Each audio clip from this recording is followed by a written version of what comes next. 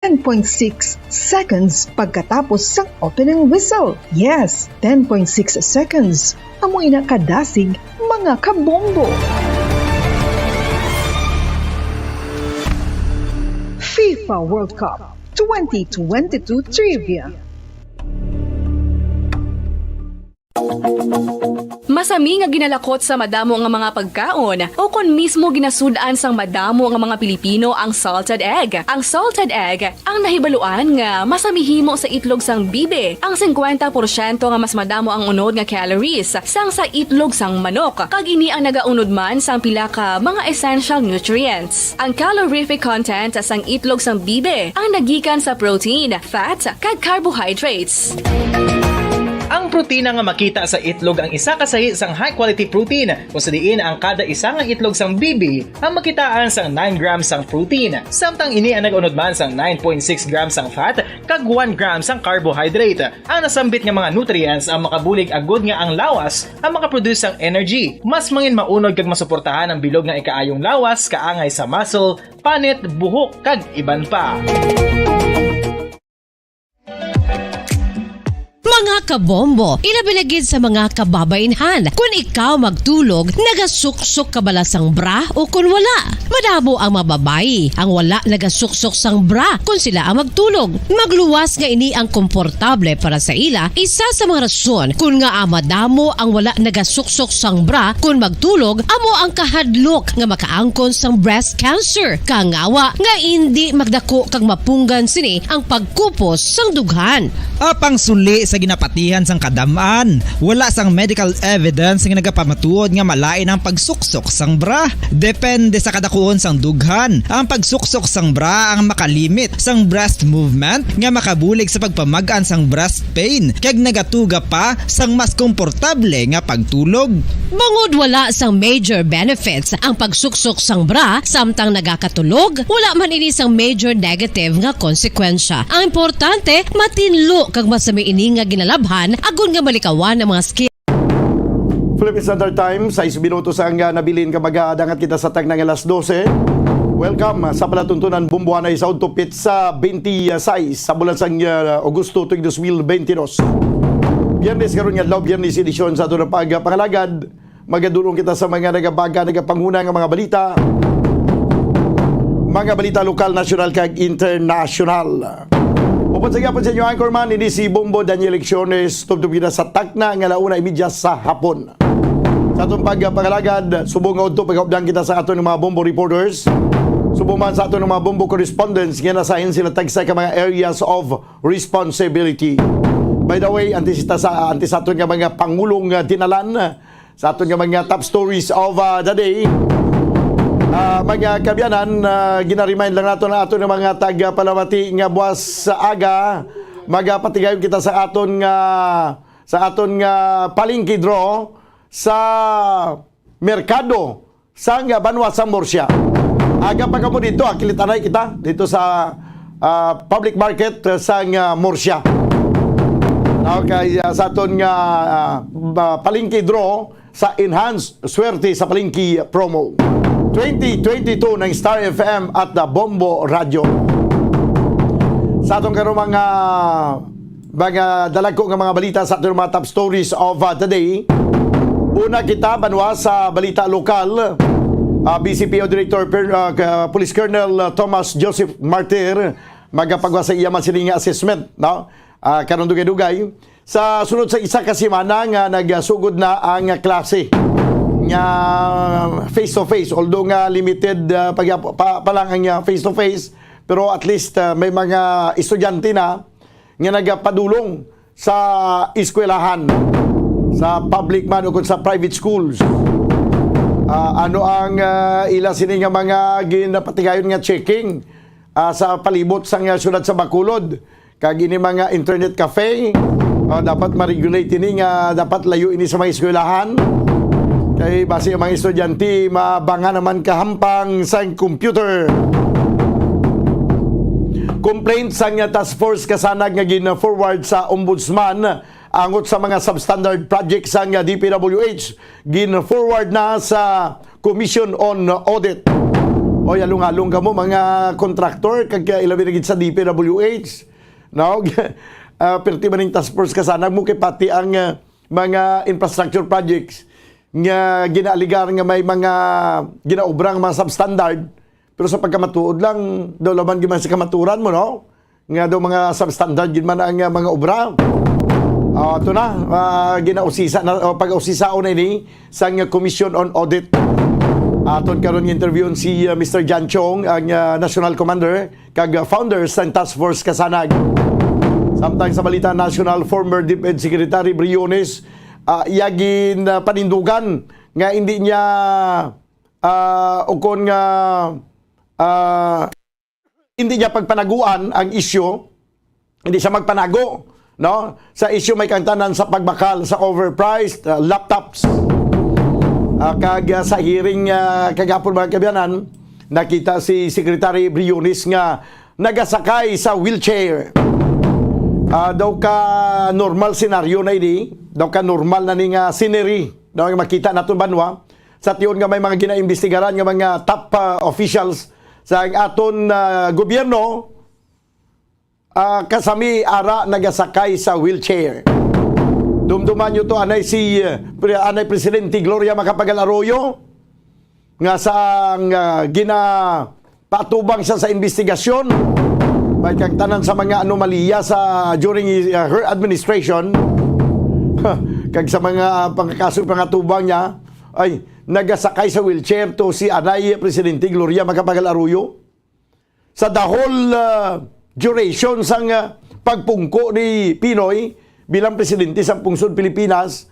Wala to madula ang brace sa iyang liog kag nagasakay gito siya sa wheelchair. Wala sang mga doktor nga mga eksperto nga mga espesyalista nga makapaayo sa ginabatsyag sa tuanay ni Presidente Gloria Macapagal Arroyo. Hindi siya makatindog, way siyang doktor nga makabulong. Ang iyang liog ginabrisan na Bumbo Stephen kay kung hindi pagbrisan makuha niya nga ulo. Hindi mo way siyang doktor nga makabulong. Ang nakabulong sa to isa lang kabugado. Abogado nakabulong. Would you believe, Banwa? Nga ang doktor gali, bisan anong eksperto, hindi makabulong. Abogado ang nakabulong. Sino nga abogado? Si Attorney Rodrigo Rua Duterte. Sa pagdaog ni Attorney Rodrigo Rua Duterte nga nagdaog bilang presidente ka nagpungko, gilayon nga nagayo si Gloria Macapagal Arroyo. Subong si Briones naman ang gina-wheelchair. Sige, sa balita international. Ayo. Sa balita international banwa, sa ito naman top stories of the day, Biden, liwat ka gintawgan si Zelensky kagin pa siguro ang nga bugos pagyapon ang suporta ni sini sa Ukraine. Amo natin mga top stories of the day sa balita lokal, national kag international. Ato nga pangalagid karon sa pang-Biyernes edisyon sa palatuntunan Bombohanay sa Odto. Sa aton nga pagbalik banwa, mangin ko po na nato ang Bombo News Center para sa aton nga Bombo Network News. Standby. Isa sa mga heritage churches diri sa probinsya sang Negros Occidental, yara makitaan sa Lizares Street, Barangay Zone 6, Talisay City, amo ang San Nicolas de Tolentino Church. Ang ini nga simbahan tuman katahom bangod sa pagsampot pagid lamang sa fasad sini, yara ang pinasahi nga portiko o kon porch kag sa pagtangla sa tubang sang simbahan makitaan ang clean lines, ang twin towers nga may magagmay nga domes sa ibabaw sini. Sa pagsulod sa simbahan, mapawaw ka sa disenyo. Tastefully designed and preserved, the church's interiors have avoided the catastrophic fate of misguided renovations. Sa pagpadulong Magandang tanghali Pilipinas, sa anumang oras sa buong mundo, narito ng Bombo Network News Noontime Edition. Araw ngayon ng Biyernes, Agosto 26, taong 2022. Sa ulo ng ating mga balita, itong kapatid po ni Commission on Higher Education Chairman Prospero De Vera na officer ng CPP-NPA-NDF nakakulong ngayon sa Iloilo matapos mahuli sa kasong multiple murder at rebellion. Si Si CHED Chairperson Prospero De Vera naman nilinaw na hindi niya kapareho at sinusuportahan ang pananaw at aksyon ng kapatid na naaresto ng mga otoridad. Speaker Romualdez tiniyak na ang panukalang 2023 national budget ay nagpapanatili sa paglago ng ekonomiya sa gitna pa rin ng COVID-19 pandemic at ang Bangko Sentral ng Pilipinas, Governor Felipe Medalla, tiniyak na underway na itong economic recovery. Ang Department of Agriculture naman nagpaliwanag sa pagbaba ng supply ng kamote sa Pilipinas habang taas presyo naman pansamantala lamang. Halaga ng mga nasira sa sektor ng agrikultura naman sa pananalasa ng bagyong Florita umabot na raw sa 1.4 billion pesos. Sa international news naman, si Russian President Vladimir Putin ay pinag-utos ang pagdaragdag ng 10% sa kanilang mga sundalo. At sa atin pong sports, balitang NBA star na si Jordan Clarkson tiniyak na bibigyan nila ng panalo ang Pilipinas at mga fans sa susunod na laro sa Lunes kontra sa Saudi Arabia. Entertainment news naman, ang Hollywood icon na Sylvester Stallone nilinaw na hindi asong dahilan ng kanilang hiwalayan ng misis na si Jennifer Flavin. At live nationwide via satellite mula sa Bombo News Center Makati, kami ang inyong mga tagapaghatid balita. Ako si Bombo Everly Rico. At ako naman si Bombo Gerald B. Ulep. At ngayon sa detalye ng ating mga balita. Umakyat pa sa mahigit 71,000 na itong bilang ng mga individual na apektado ng severe tropical storm Florita. Ayon po yan sa National Disaster Risk Reduction and Management Council o NDRRMC. Sa pinakahuling report ng NDRRMC na sa 17,510 na pamilya na o itong 71,468 na kataong apektado ng Florida sa Ilocos Region, Cagayan Valley, maging sa Cordillera Administrative Region, itong Calabarzon at Metro Manila. Nasa kabuang 776 na pamilya naman ang nananatili sa loob ng evacuation centers habang 169 households ang patuloy na nanunuluyan sa bahay ng kanilang kamag-anak at kaibigan. Nananatili naman sa 3 ang bilang ng mga nasawi at 1 ang kasalukuyang bina-validate habang may 4 naman itong napaulat na nasugatan. Sa damage assessment, nakapagtala ang NDRRMC ng 33 kabahayan na nasira mula sa Ilocos Region, Cagayan Valley at Cordillera. Ang halaga naman ng pinsala sa agrikultura ay nasa 3.4 million pesos habang ang halaga naman ng pinsala sa infrastruktura sa Ilocos Region at Cagayan Valley lamang ay nasa 33.7 million pesos. Samantala, tuloy-tuloy naman itong paghahatid ng tulong ng ahensya kung saan nasa 6.2 milyon na po na halaga ng food packs, hygiene kits at relief assistance ang naibigay sa mga apektadong komunidad. Samantala, kumuha naman tayo ng detalye hinggil sa kapatid ni CHED at Chairperson Prospero De Vera na officer daw ng CPP-NPA na nakakulong ngayon doon sa Iloilo. Alamin natin yan sa pag-uulat mula sa Bombo Radio Iloilo. Nakakulong na ngayon sa Kalinog Municipal Police Station ang kapatid ni Commission on Higher Education o CHED, Chair Prospero Popoy De Vera na sangkot umano sa communist terrorist operation. Ang arestado ay si Adora Faye De Vera, residente ng Barangay Roosevelt, Pascapis at may bahay ni Communist Party of the Philippines, New People's Army o CPP-NPA Central Committee Leader Jesse Lipura. Si Adora ay Staff General Command ng CPP-NPA, former Deputy Secretary ng Komite Riyong Panay at dating Secretary ng Central Front. Sa panayam ng Bombo Radio Iloilo kay Police Lieutenant Colonel Arnel Solis, spokesperson ng Police Regional Office 6, sinabi nito na si Adora ay naharap sa kasong multiple murder with the use of explosive with multiple frustrated murder at rebellion. Nahuli ito sa Maalalahanin Street, Teachers Village, East Quezon City. Ayon kay Solis, si De Vera, 10 ng kanyang mga kasama ay nasa likod umano ng pag-ambush sa Scout Rangers noong Nobyembre 19, 2005 sa Mambiranan, Kalinog, Iloilo na nagresulta sa pagkamatay ng 9 na mga sundalo at ikinasugat ng 20 iba pa. Kaugnay nito, dumistansya naman si Ched Chair de Vera kasabay ng paglilinaw na 25 taon na silang hindi nagkikita ng kanyang kapatid mula nang sumama ito sa makakaliwang grupo. Nagpayag rin ng suporta ang Ched Chair sa administrasyon ni President Ferdinand Bongbong Marcos Jr. Yung na-identify na yung nahuli natin na si Adora Faye de Vera na former Deputy Secretary ng Committee Region Panay and former Regional Education Division and Secretary ng Central Front Committee Region Panay. Nandito ngayon sa kustodiya ng Kalinog Municipal Police Station after ng pagkahuli niya dyan sa Malalahanin Street Teachers Village, East Quezon City. Dinala na siya dito sa Iloilo and tinanover siya ng mga operatiba natin sa Kalinog Municipal Police Station. Si Police Lieutenant Colonel Arnel Solis para sa Bombo Network News. Ito si Bombo Chris John Echanova Lusada para sa Pamansang Radyo ng Pilipinas. Consistent overall number 1 sa Iloilo, Basta Radyo, Bombo. Ilinaw naman po ni Commission on Higher Education Chairman Prospero de Vera na hindi parehas ang kanyang pananawa at hindi niya sinusuportahan ang aksyon ng kanyang kapatid na si Adora Faye de Vera. Ihinayag ito ni Chairman de Vera matapos na mabalitaan nga ang pagkakaresto ng mga operatiba ng Philippine National Police mula sa Region 6 sa kanyang kapatid. Anya matagal na panahon na niyang hindi nakakausap o nakikita si Adora simula nang magdesisyon itong sumapi sa underground movement. Ngunit gayon pa man ay umaasa pa rin siya na magiging ligtas at maayos ang kalusugan ng kanyang kapatid habang ito ay nakaditine at hinahanap ang mga kasong o hinaharap itong mga kasong isinampa laban dito kasabay ng kanyang pagpapaubaya ng lahat ng batas sa pagkakaaresto nito.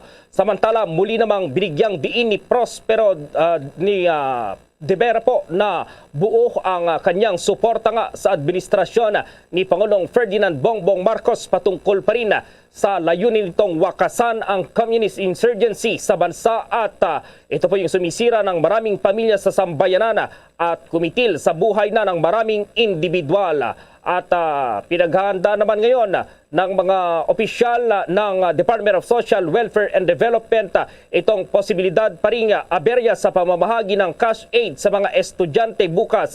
Sa kabila ito ay umaasa pa rin po si Secretary Erwin Tulfo na magiging maayos ang lahat para sa pagpapatuloy ng distribusyon ng edukasyon, itong educational benefits para sa mga mag-aaral. Sinabi ni Tulfo na wala namang perpekto kaya't kahit paano ay inaasahan nilang baka may mangyayaring kaunting aberya. Gayon pa man malaking bagay na anya na nabigyang diin sa mga syudad at bayan na gawin ang payout na maiwasan itong pagsisiksikan. Sa gitna rito, sinabi pa ng kalihim na mananatili silang nakabantay sa anumang posibleng adjustment o itong fine-tuning na dapat gawin lalo na't 5 Sabado pa ang bubunuin para sa pamamahagi po ng tulong pang-edukasyon. Muli ring pinaalala po ni Tulfo na walang walk-in sa payout sites at ang tanging i-entertain lamang ay mga online appointment. At umaapila ang ilang grupo naman ng mga magsasaka ng 15,000 one-time cash assistance sa gobyerno sa gitna pa rin ng mataas na presyo ng pagkain at mga farm inputs. Ayon kay Kilusang Magbubukid ng Pilipinas Chairman Emeritus Rafael Mariano na ang kanilang nire-request na cash aid ay magbebenepisyo sa mahigit 3 milyong rice farmers at maring kunin mula sa unspent fund mula sa rice tariffs na nagkakahalaga ng halos 9 billion pesos. Maaari din na i-shoulder ng gobyerno ang kalahati ng production cost ng mga magsasaka na 30,000 kada hektarya ng farmland.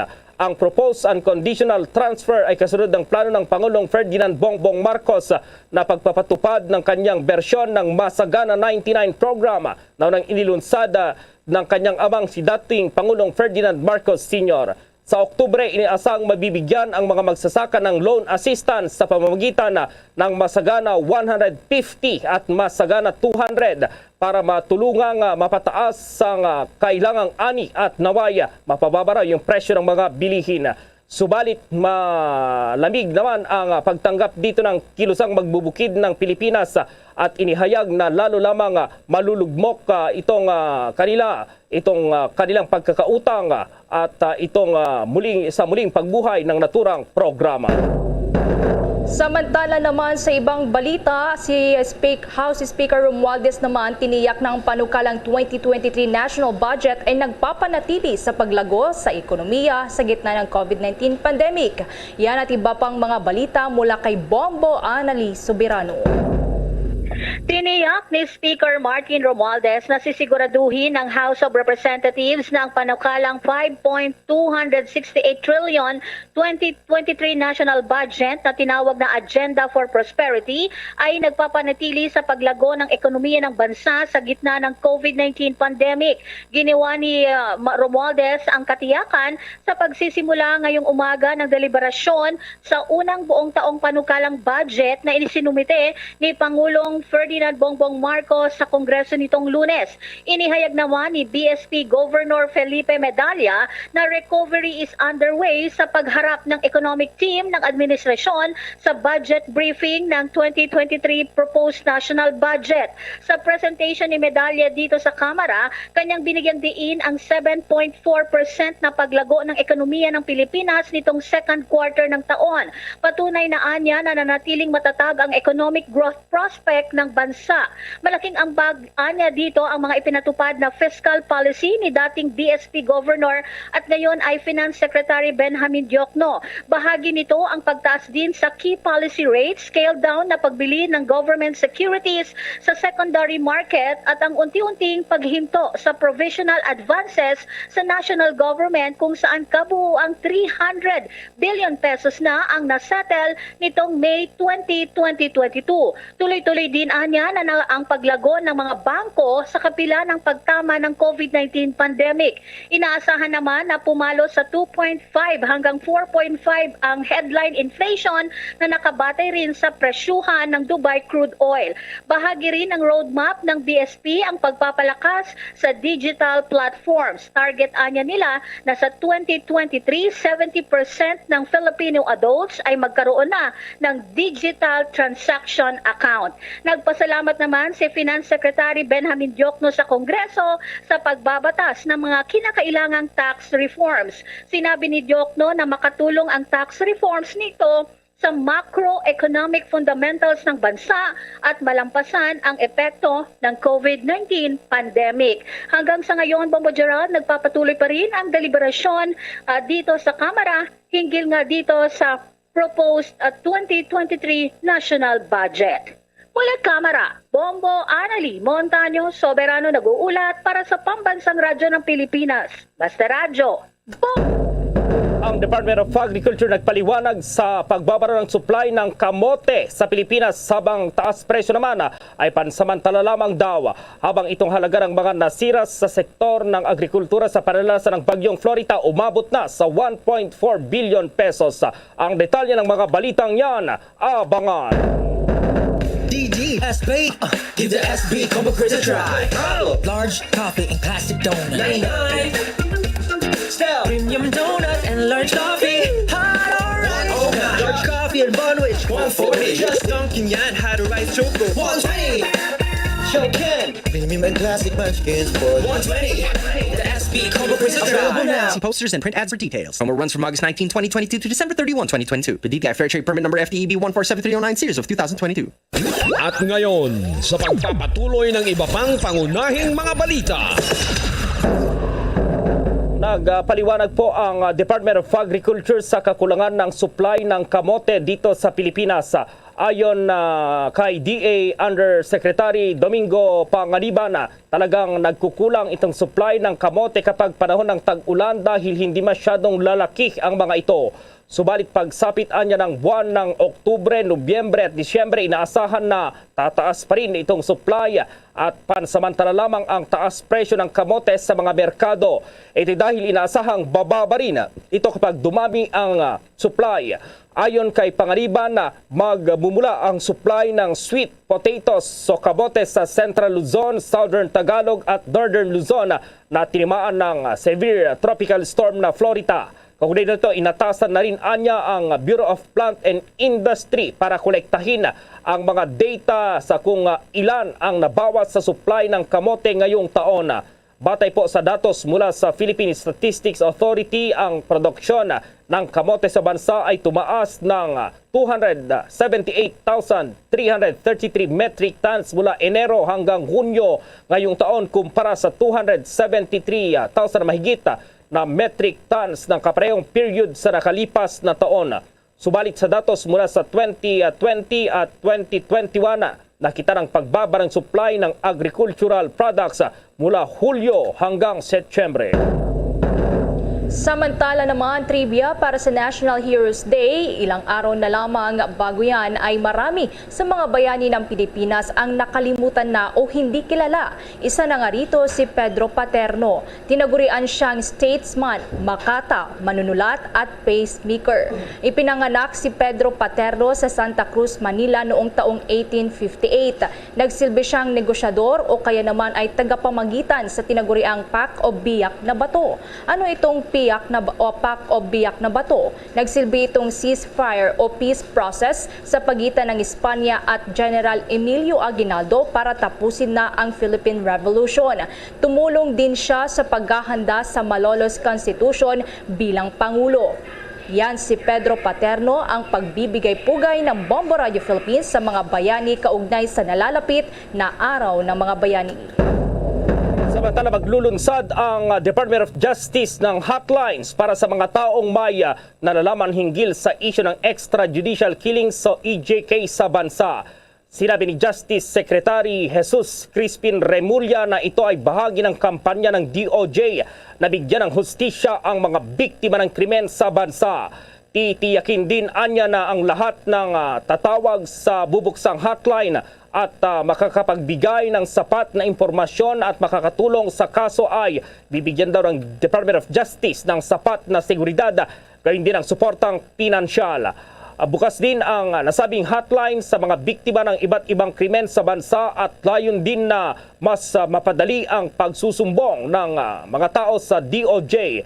Bagamat walang bigay or binigay na eksaktong petsa ang kalihim hinggil sa pagbubukas ng nasabing hotline, ay inaasahan naman na niya itong maisa sa katuparan sa lalong madaling panahon. Samantala, itong si Senator Padilla raw tiniyak ang karapatan ng mga katutubo sa pagdinig ng kanyang komite. At nasa Senado si Bombo Raymond Tinaza. Bombo Gerald, Bombo Ever, araw ngayon ng Biyernes. Pero bagamat dapat ay wala lang pasok sa Senado sa araw ngayon. Pero eto, may mga ilan pa rin mga committee hearings at kabilang na nga dyan, Bombo Gerald, yung pagdinig ng komite na hinahawakan nitong si Senator Robin Hood Robin Padilla. At marami yung dalawa, yung kanyang hinahawakan kasi na komite, partikular doon sa Senate Committee on Cultural at yun din sa Constitutional Amendments, Bombo Gerald. At kabilang nga dyan, ito, at tiniyak ni Senator Robin Hood Robin Padilla na ang karapatan ng mga katutubong Pilipino na makinabang sa progreso at pag-unlad ng bayan sa unang pagpupulong ng Senado kaugnay sa katutubo at mga Muslim. Iginit ni Padilla na nakakalungkot na may mga katutubo pa ring biktima ng diskriminasyon at pang-aabuso sa ancestral domain at hindi pa nagkakaroon ng access sa programang panglipunan. Ayon sa senadora, napakahalaga ng komiteng ito para sa kapakanan ng mga katutubo at mga Muslim dahil ito ay ng simbolismo ng kalayaan. Mahalaga ang mga katutubo ang mga unang makinabang sa progreso at pag-unlad ng bayan dahil sila ang una na dumating at tumira dito sa ating bayan bago dumating ang mga dayuhan. At ito, pakinggan natin yung bahagi pa na naging mensahe ni Senator Robin Padilla. Kung merong dapat unang makinabang sa progreso, sa pag-unlad ng bayan natin, dapat yung mga katutubo ang mga unang makatamasa sapagkat sila ang nagmamay-ari ng bayang ito. Bago tayo dumating dito, mga multicultural, bago tayo naghari dito, sila po ang mga nauna dito. Yan yung bahagi ng pahayag ni Senator Robin Hood Robin Padilla, ang chairman ng Senate Committee on Cultural Committees or Cultural Communities and Muslim Affairs, Bombo Gerald. Okay, Bombo Raymond. Okay, so mamaya, meron pa, magpatuloy pa ngayon yung committee hearing naman. Ito pa rin, si Senator Robin Padilla, yung nanguna, doon naman sa Constitutional Amendments Committee ng Senado, Bombo Gerald. Para sa Bombo Network News, Bombo Raymond Tinaza nag-uulat para sa Pambansang Radyo ng Pilipinas, Basta Radyo, Bombo! Sasagawa po ang Department of Education at Department of Health ng isang webinar para sa pagpapaliwanag sa mga magulang at guro kaugnay pa rin sa kahalagahan ng bakuna laban sa COVID-19. Isa raw itong paraan ng dalawang kagawaran upang mahikayat ang mga magulang at guro na hindi na magpabakuna. Mamayang alas 2 ng hapon po ay isasagawa itong simultaneous webinar sa mga paaralan para isulong ang Pinas Lakas ng Department of Health. Target na makumbinsi ang mga guro at magulang na magpabakuna kontra pa rin sa COVID-19. Mapapanood itong live stream ng webinar sa DepEd Philippines Facebook page at pwede rin pong makisali via Zoom. Ang DSWD may pagtitiyak kaugnay pa rin sa pamamahagi ng mga tulong sa mga apektado ng bagyong Florita. At nasa linya si Bombo Marlene Padierno.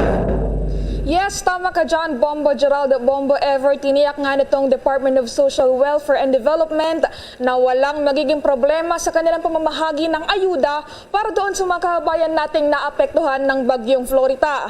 Sa ulat ni DSWD spokesperson ASEC Romel Lopez, sa kasalukuyan kasi ay nasa 760 million pesos na ang halaga ang halaga ng Quick Response Fund ng kagawaran mula sa kanilang central office habang nasa 30 million pesos pa ang Quick Response Fund na available sa kanilang mga regional offices.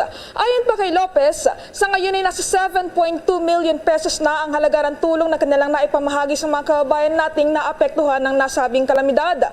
4.8 million dito ang mula sa DSWD, habang yung 2.1 million pesos naman dito ay galing sa mga local government unit at nasa 30,000 pesos naman yung tulong na nagmula sa mga non-government organization o sa iba pang mga partners ng nasabing kagawaran. Samantala, bukod sa mga family food packs, ay sinabi rin ng tagapagsalita na namimigay din sila ng tulong pinansyal at psychosocial intervention o counseling sa mga Pilipinong apektado ng pananalasa ni Florita. Kaugnay niyan, pakinggan pa natin yung bahagi ng pahayag ni DSWD spokesperson ASEC Romel Lopez. Na meron pa po tayong 760 million na Quick Response Fund na maaari pong ipamahagi.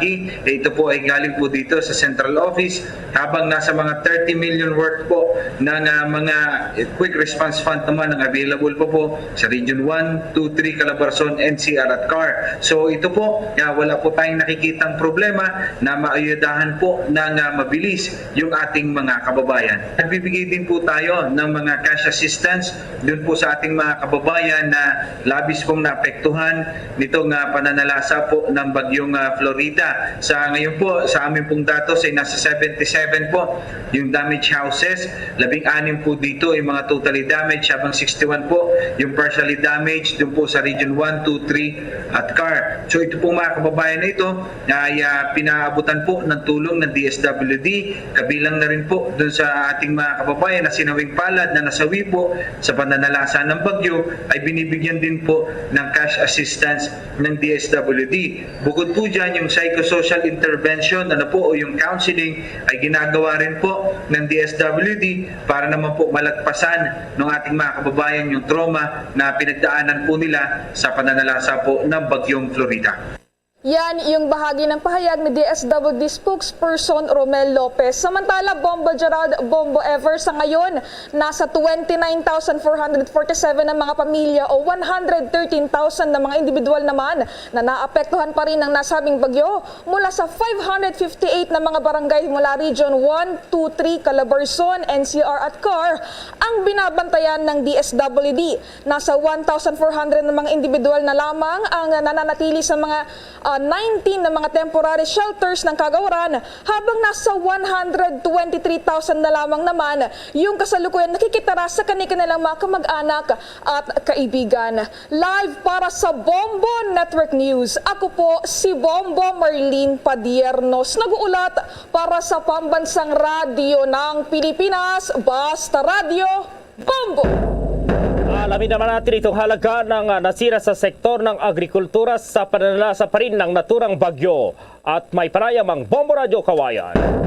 Umabot na sa 1.39 billion pesos ang halaga ng mga nasira sa agricultural crops, livestock, fisheries at high-value crops ng Bagyong Florita sa ikalawang rehiyon batay sa inilabas na partial report ng Kagawaran ng Pagsasaka o DA Region 2. Sa naging panayam ng Bombo Radio Kawayan, inihayag ni Regional Executive Director Narciso Idilio ng damage sa agricultural crops, livestock at fisheries sa buong rehiyon ay umaabot na sa 1.39 billion pesos at madadagdagan pa ito sa kanilang final report na ilalabas sa araw ng Lunes. Sa palay ay may 19 million pesos ang halaga ng mga partially damaged. Malaki ang halaga ng mga nasirang mais na umaabot sa 1.3 billion pesos na kinabibilangan ng 4,500 hectares totally damaged at 62,946 hectares na partially damaged. Sa high-value crops na pawang partially damaged ay nagkakahalaga ng 25 million pesos. Sa livestock ay mayroong mga namatay na kambing, kalabaw, baboy, manok, pato at iba pa na aabot ng 1.9 million pesos. Sa fisheries naman, batay sa ulat ng BIFAR ay 3.2 million pesos. Sinabi pa ni Regional Executive Director Idilio na iniutos na ng tanggapan ng Pangulo na siya ring kalihim ng DA na mag-finalize na ng ulat ang DA Region 2. Ang ating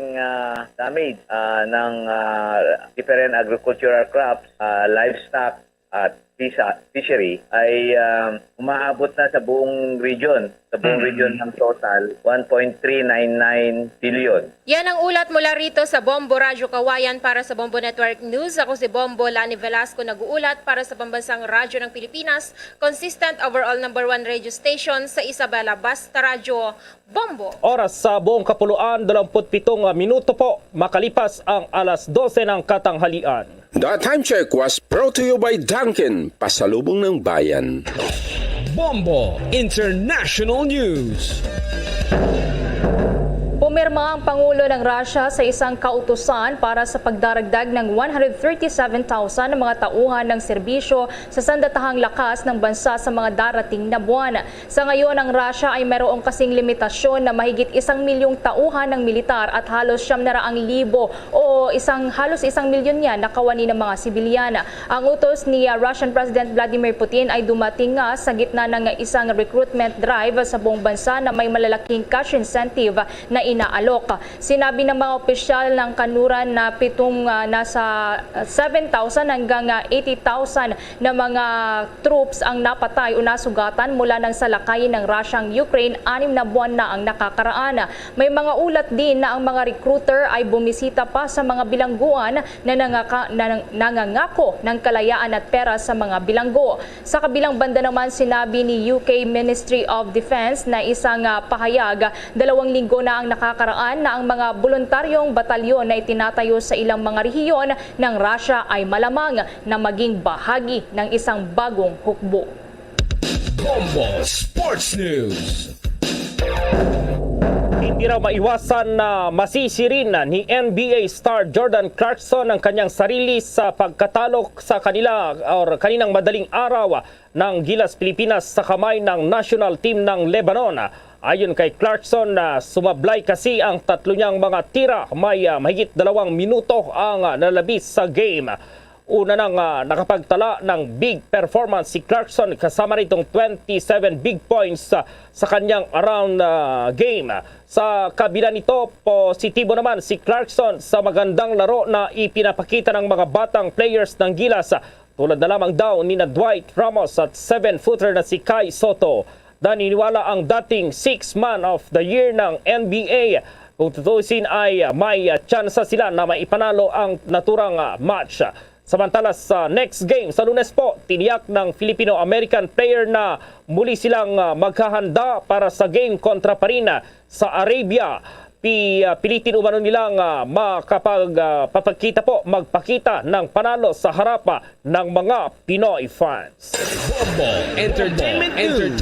Bombo Entertainment News. Nilinaw ng Hollywood actor na si Sylvester Stallone na hindi aso ang dahilan ng hiwalayan ng kanyang ex-wife na si Jennifer Flavin matapos ang 25 taon na sila ay kasal at mag-asawa. Ayon kasi sa ilang ulat, nangyari daw ang hiwalayan nang dumating ang Rottweiler dog. Ngunit hirit naman ng aktor, hindi naman nila tinapos ang kanilang relasyon sa isang maliit na argumento lamang. Anya, magkaiba lamang daw sila ng tinatahak na direksyon pero malaki pa din naman ang respeto niya kay Jennifer. Dagdag pa niya na kamangha-mangha at magandang babae si Flavin. Sa kabilang banda naman, nasabi ni Flavin na sa loob ng 25 years na pagsasama nila ni Stallone ay aalalahanin niya ang panahong ito at ngayon ay nakatuon lamang sila sa kanilang anak na babae. Luzon, Visayas at Mindanao, yan ang kabuuan ng Bombo Network News Noontime Edition. At live nationwide via satellite mula sa Bombo News Center Makati, kami ang inyong marakasamang naghatid ng mga balita. Ako si Bombo Everly Rico. At ako naman si Bombo Gerald B. Ulet para sa Pambansang Radyo ng Pilipinas, Basta Radio Bombo. Pabalik na may kabiyanan sa ito ng pagpangalagad diri sa palatuntunan bumbuhan ay sa Udto. 33 minutos na kiligid sa tag ng alas 12. Sa bago lang nyo nabatian ng Bombo News Center para sa ito na Bombo Network News. Sa ito na pagbalik banwa, maging ko po na ito ang City Director sa Bacolod City Police Office, Police Colonel Thomas Joseph Martir. Ibalo na ito ng assessment sa aton nga kapulisan, sa aton nga Bacolod City Police Office sa pagsugod sa nga klase sa nga Monday kag tisubong isa ka semana, no? Nga nagbukas ang nga klase, nag-abri klase, no? Amo nang kasami nga babatian nato suna, abri klase na. Nag-start na ang klase. Ano ang assessment sa aton nga Bacolod City Police Office? Kag bala may mga checking sila, inspection sa aton nga mga computeran. Basi may mga computeran na mabalang nga malapit lang sa eskwelahan. Amo ginang dapat nga tutukan man naton kay dito sa Luzon may na missing tong isa kay estudyante nga lalaki. Sus nagsalangisag sala-sala pangitang ginikanan pati mga pulis nagpangita na. Igo katapusan nagaran nila sa classmate nga mag-computer tiway nakapuli naglain ng jimpo. Atong sa computeran. Ayo. 34 minutos sa kaligid sa tagnang alas 12. Magabalik kita. Pagkiligid gilamang sang pila ka mga importante nga mga panumdum. Standby. 6.5 million pesos cash siyahan. Total prizes ang ipamimigay nationwide. Sa Enhanced Swerte sa Palengke 2022 ng Bombo Radio at Star FM. Balde-baldeng papremyo na. May cash pa. Narito ang isa sa mga winners sa Palengke On Ground event. Una nga hatag! 100! Ikaduha nga hatag! 100! Ikatatlo nga hatag! 100! Ikaapat nga hatag! 100! Ikalima nga hatag! 500! Ako si Tita Salanap, nga nag-star sa 33 si Alon ng Baybay, Bacolod City. Nga nagdaog sang 500 cash kag 500 get pack sa week 3 nga giniwat sa Central Market. Mag-intra man kamo para makadaog man kamo. Bakal sang kinanglanon sa sulod balay, kag bakal sang ting sang akon nga adopted para sa bukas klase. Salamat gid sa Bombo Radio kag sa Star FM. Basta Radio Bombo, number 1. Star FM, it's all for you.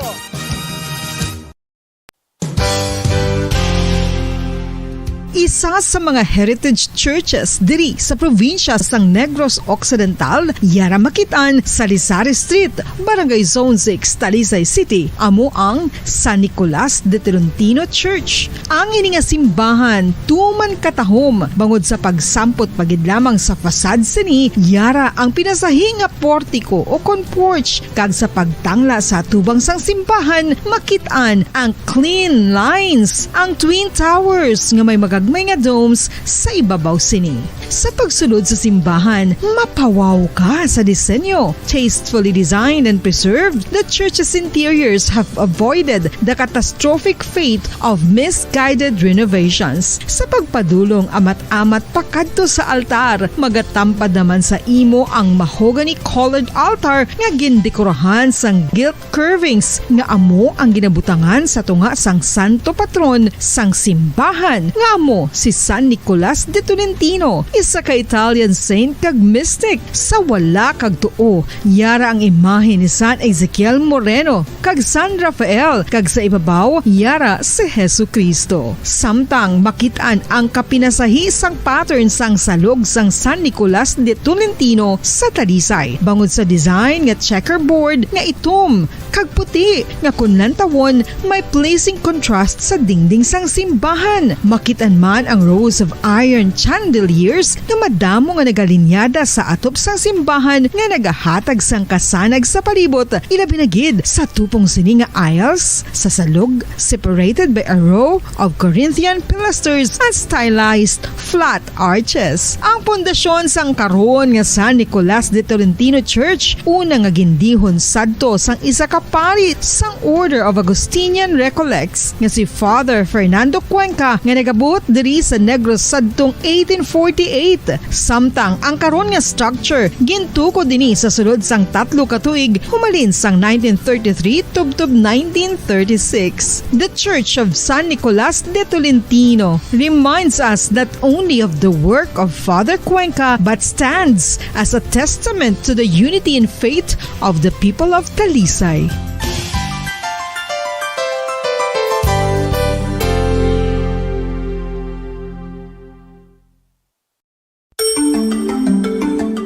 Matapos nga nagbalatian ang bugos sa kalibutan dulot sang coronavirus disease, isa naman sa karon kabalatian ang bulos sa ginakahadlukan worldwide, ang monkeypox. Ano ang ginatawag na monkeypox? Well, sunod sa World Health Organization o kon WHO, ang monkeypox ang isa ini ka infectious disease nga dulot sang monkeypox virus. Kung maghambal naman kita monkeypox virus, isa ini ka orthopox virus nga mo ang ginatunaan sa mga sintomas nga daw kaangay sa smallpox apang less severe. Ang monkeypox ginakabig nga less contagious kag mangintunaan sang less severe nga mga balatian kung ikumpara sa smallpox. Simuloan nga ang smallpox na eradicate na ini sa tung 1980 apang ang monkeypox nagapadayon nga nagaduging sa mga kapungsuran sang Central kag West Africa. Sa karon, mayara duha ka distinct clade ukon subtype, ang West African clade kag ang Congo Basin clade nga amuman ang ginatawag Central African clade. Ang monkeypox ang ginakabig nga zoonosis ukon isa kasahi isang balatian nga naghalin sa mga sapat padulong sa humans. Mga sapat kaangay sang squirrels, ilaga, amo kag iban pa. Human to human transmission is limited.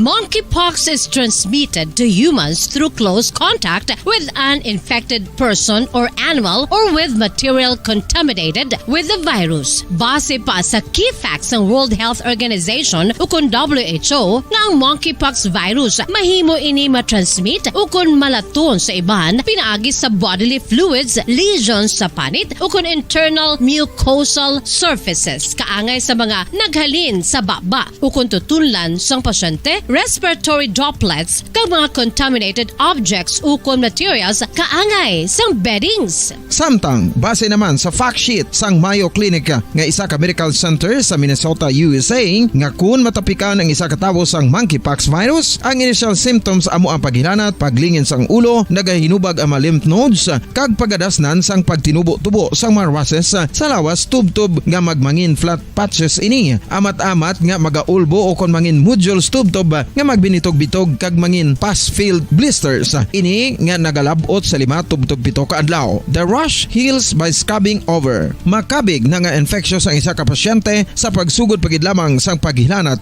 sini. Samtang pamangkot, may bulong na bala ang monkeypox? Well, dugang pa sa fact sheet sang WHO nga ang vaccines nga ginusar sadto sa pag-eradicate sang smallpox sa bugos sa kalibutan amo man karon ang ginatublok sa mga tawo batok sa monkeypox kag ang antiviral agent nga gin-develop para sa smallpox treatment nangin lisensyado naman para sa treatment sang monkeypox. Newer vaccines have been developed, of which one has been approved for prevention of monkeypox.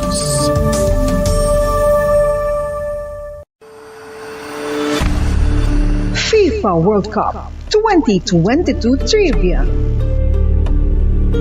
Sa din balalabing una nga ginpatigayon ng World Cup. Ang 11 nga FIFA World Cup ang ginpatigayon sa Uruguay sa Hulyo 13 tubtob 30, 1930. Sa final round, ang host kag pre-tournament favorite nga Uruguay ang nagluto sa Argentina sa score na 4-2 sa atubang sa manuglantaw nga nagalapot sa 68,346.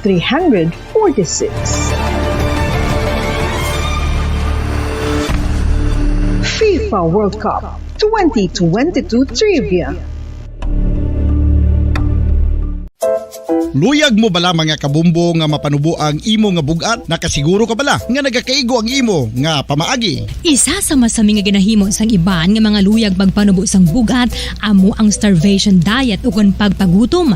Ini ang hinali nga pagutod ukon pagpanubo sang intake sang calories sa ginakonsume sa kada adlaw.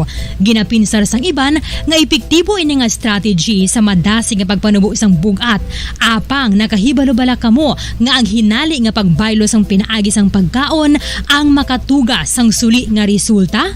Naibaluan nga ang pagkaon sang tuman kadyutay o kon pagpagutom ang hindi maayo nga ideya kag ini ang makatuga agud nga magdako na gid ang bugat. Suno sa mga doktor, ang pagbalansi sang pagkaon sang manubo sa calories nga diet ang pinakaepektibo nga makabulig agud mapanubo ang bugat. Ano-ano ang mga pagkaon nga makakuha kita sang vitamin D? Well, pila sa mga ini ang mayara sang significant amount sang vitamin D nga mahatag sa aton lawas ginalakipan sang cod liver oil, swordfish, salmon, canned tuna, beef liver, egg yolks kag sardines. Uy, ang sardinas! Samtang gina-advise nga nagakadapat gali nga kauno naton ini o kung i-consume naton nga ini nga mga pagkaon sa halos matag adlaw nga tanan agud nga makaangko na aton lawas sang enough vitamin D. Outdoor direct sunlight skin exposure of the face, arms and hands for 5 to 10 minutes 2 or 3 times a week combined with vitamin D supplements is required to ensure vitamin D.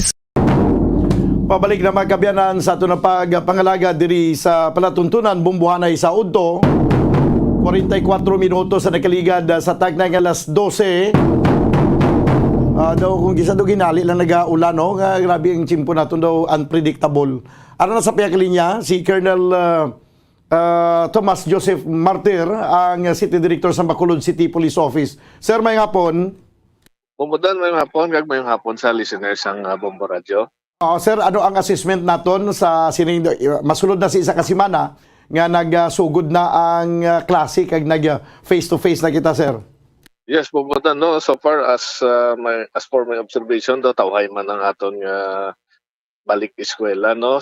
As early as Friday last week nagmatamat na kami deploy sa mga schools. Nag-install na kami sa mga police assistance desk and so far until today daw wala pa man tasang kaso na receive as regards sa balik eskwela. Kag ginaksyon ng ginamo no ang mga fake news bala nang galagaw-lagaw nga may kapang abdang kapang kidnap kadamo kitsang nag-request man diri sa among regarding that so double pagid ang security sa mga eskwelahan para makampante man ang mga parents and students. Although nga fake news man lang ini pero mayugin nga alerto kita at all time.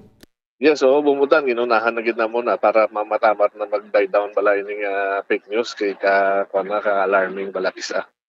Sang Monday nakita ko man no kay naglagaw ko sa mga maagyan ko man pila ka mga eskwelahan, ka-alerto man sang aton nga mga kapulisan nga naga-assist no, sa mga estudyante kay mga ginikanan sa agwa sa eskwelahan, may mga nagabantay nga mga kapulisan no, ilabi na gid sa ginagyan ko to sang nagligad nga Monday dira sa may Bacolod City National High School, ka kumplito man sila. Siling ko gani singkoti okay man no, basta maayo lang ang pag-assister sa aton nga mga kapulisan daw katawhay malang sang lakat sang trapiko abisan daloy sang mga kabataan, mga estudyante nga maginikanan nga nag-assister man silang mga kabataan. Anyway, sa bahin na sir sang sining mga internetan la sa may mga naging pang-check kita nga mga internetan nga basi may mga nag-operate naman malapit sa eskwelahan, sir? Yes, bumudan. I-check na bumudan, no, in coordination of course sa aton city legal siguro, no? I-operate na sila para ma-minimize naman ang problema tana sa mga internetan lapit sa eskwelahan. Aha. Pero sa sugod to sa Monday until Friday, why man gid sa may mga concern no sa pila ka mga eskwelahan nga halimbawa daw nagkaangkon sang pila ka mga concern? So far wala pa man gid mumudan, no? We will continue our visibility para ma-maintain na or para ma-check na pagid na.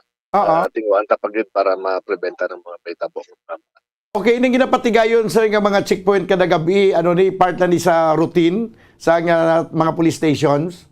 Yes, bumudan, no? Regular na ang conduct sa among checkpoints para ma-preventa kita mga other incidents nga matabo. Considering tiempos muertos kita nga daan subong, ang ato na the purpose is anti-criminality man. Hindi na yan kay pang sa mga abduction. Aha. Okay. Sa bahin sang sining mga checkpoints, sir, ano man ang kasami nga nagakadakpan, do usually do mga naga-motorsiklo gining ang iban sini daw kahibaluan gid nga wala sa mga lisensya kali samtang naga-maniho sa motor? Yes, so bumudan, no? Ginapaigting gid ang amon campaign against mga city ordinances bala like curfew and face mask, mga riding in tandem past 10 o'clock. Ginasubok sa atong bagong regional director, ginapa-campaign kami Mayo, so we have to submit our accomplishments every day sa iya. That's why nga gina-impose ginamon ang city ordinances. Okay, sige. Sir, salamat gid sa imong oras kag may ngapon sa liwat. Yes, bumudan, salamat man kag mayong hapon. Si Police Colonel Thomas Joseph Martir, ang City Director sa Bacolod City Police Office. Nagkuha lang kita siya sa assessment no, sa siring pagbukas na sa klase, pagbalik klase. Last week pa sa Friday, may mga ginpang na-deploy na sila, may mga gimplan na sila sa pag-deploy sa mga police personnel nga mag-assist sa mga eskwelahan. Kag ang nagatrabaho sini ang mga police station nga nasakupan sa kundi man nga mga eskwelahan nagbulukas.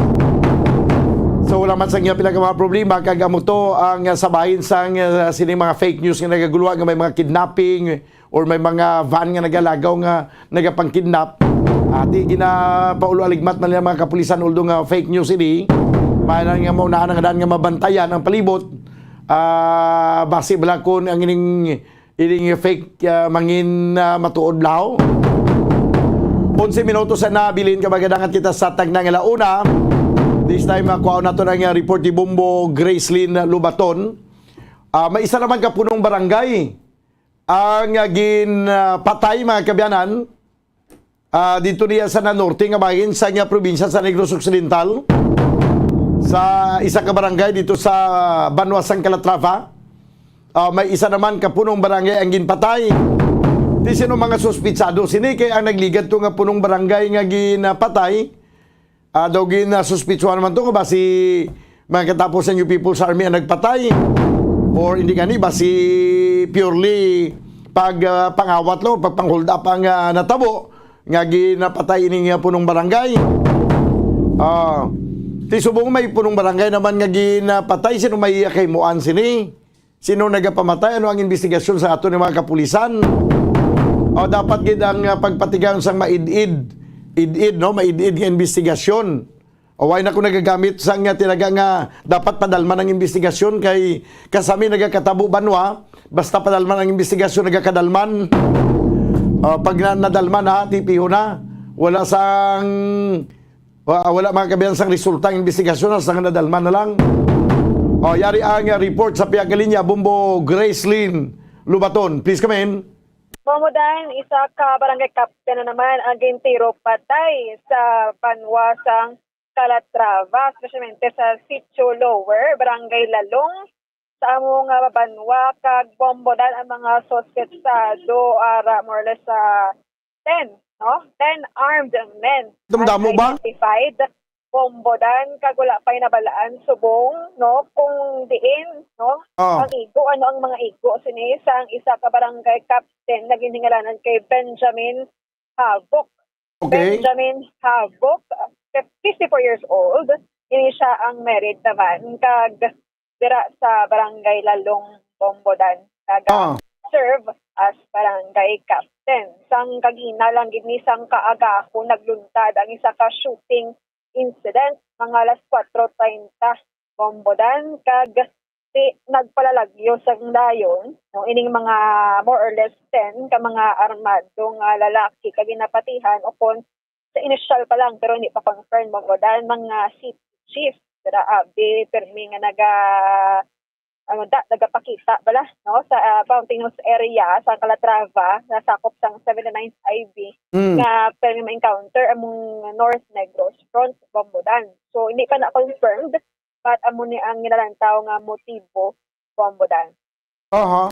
Di paano naibalaan nga mo masubra sa napulo ang naghimo sang krimen? May naka-witness?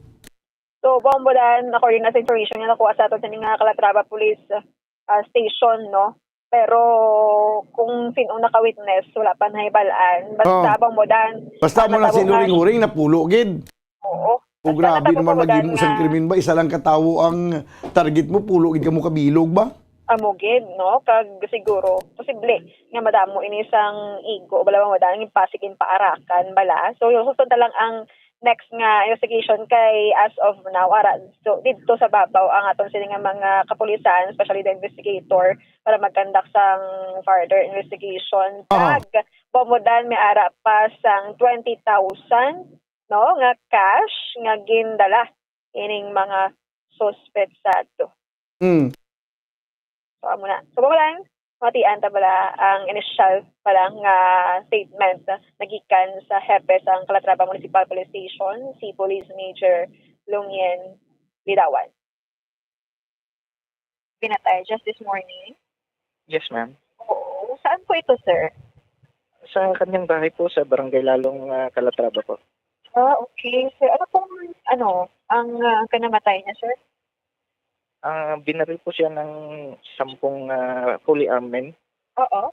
Then, bago sila tumungo sa iba't ibang direksyon po. Unknown direksyon pala, ma'am. Okay. Itong mga armed men, sir, sino po sila, sir? Yan yung tinitingnan po natin. Kasi kailangan po ma-establish natin kung ito ba yung mga CTGs. Kaya initial po na natin is CTG. Pero hindi pa confirm. Okay. Ano pong mga na-recover sa area? Wala pa po. Ongoing pa po yung investigation natin, ma'am. Hindi pa po nakababa yung mga tropa natin kasi wala pong signal doon sa area, ma'am. Okay. Pero ito yung barangay captain. Sir, matagal na po siyang nagsiserve as barangay captain dyan? Opo, ma'am. Last term niya po na ngayon, ma'am. Lalaki po? Yes, ma'am. Lalaki po. Oo. Ano po yung ibang anggulo na ini-estudyohan niyo po dito? Sa initial na ko namin, ma'am, kasi nagba-background investigation kami. Last year kasi, ma'am, winarningan po daw ng CTG. Kasi hindi siya cooperative sa pagsuporta sa armed struggle. So, yun yung isa na tinitignan po natin. Ano pong membro or ano pong grupo yon, sir? Sa CTGs po, yung CPP-NPA po. Hindi po, may pangalan po sila dyan, yung mga hindi po sila yon, mga nagsumasalakay. Last encounter po, sir? May possibility nga sila din po. Okay. Opo. Anong nga ang pangalan ng last encounter sa nakasagupan ng 79th, sir? 79th IBM. Northern Negros Front po yung members ng Northern Negros Front. So sila lang naman dyan yung grupo, no, na palaging umatake or nakaka-encounter ng kasundaluhan natin. Yes, ma'am. Kasi ang area po nila is from Bacolod up. San Carlos, yan yung pataas po. Yan yung North Negros Front, ma'am. Diyan nag-ooperate po yung Rose Jean Pili Command ng NPA. Oo. Sir, saan po yung mga tama ng barangay captain? Hindi ko pa nakuha, ma'am, kasi hindi pa nakababa yung investigator ko po. Bombo Grace, Yes, Bombo Dan. di kung kung pambalon si Major Lidawan, siya 10 gid ang pulo gid ang naglutang, boss ko grabe kung pulo gid naglutang daw ta guro lawas ang biktima ay kung pulo gid karmado ang dungan nga naglutang siya ay. Yes, Bumudan. Kay last year galing, ginkadtuan na ni siya. Pero wala taman ginahambal nga sila gini, no? Ang mga CTGs. Pero may ara sang gid strong, no? Nga ginapatihan aton sa nga mga kapulisan. Nga amo ni ang motibo sa pagpatay sa iya kay hindi man ni Bumudan magpa-ulipon. Ining barangay captain sa mga rebelde nga mga tao dira. So balido siguro daw ginpandaman na ni siya. Yes, Bumudan. Pero hindi pa gid nato mapatuod unless nga or until nga magpagwasang ilaman nga payag ang katapos ang CPP-NPA nga sila may kaymuan sini. Yes, sakto gid Bumudan, no. So naligad to sa Isabela, may ara man ginluthang, no, kag asa subong ginapatigayonan pa sang thorough investigation. Actually Bumudan dalo naman ni, no, sa topiko karon kung mag-abot diri ang ato sa nga regional director. Kay daw ginsugat man to ni Colonel Marter ang ato regional director. Yes, Bumudan. Isa ni sa mga itakol karon kay duha na ka mga barangay captain. This is very alarming, especially nga wala pa nabalaan kung madayon gid ang election, no. So amo na Bumudan. Okay. Sige, hindi taman ni pwede masiling nga may kantanan sa politika kay hindi naman madayon ang eleksyon sa Disyembre. Okay, depende po mo. Dan ba si aning motibo bala or ang gulong nalanta sa atong mga kapulisan basi matuod, no? So ato na nakuhaan kay mountainous daan ang area kag dira may ara pa sa gihapon nga mga remnants, no, sa North Negros Front nga masamig na man sa atong maksudan gina sunod o kung gina hot pursuit man bala kay according sa information nga nakuha naton sige pa ang ila sining pag extort or extortion bala nga tawag dira sa mga area. Sige. Yes, Bumudan. Ini si Bombo Grace na batong nag-report para sa pamansang radyo ng Pilipinas. Consistent. Overall, number 1 sa Bacolod pa sa radyo. Bombo! Salamat kay Bombo Grace Lynn Lobaton. Di kon NPA gid man ang may kaymuan sini kay ginapilit yung magsuporta ang punong barangay sa inyo. Tinano niya karuman pilitay gali niya. Anong maayo nga panggobyerno ang inyo ipabatsyag sina sa mga pumuluyo kung kamo sina iya? Hindi bala gina-promote nyo ang ginatawag nga kilwayan, freedom, di ba? Nga gina-promote ninyo ang patas kag makatarungan kapag palakat sa gobyerno.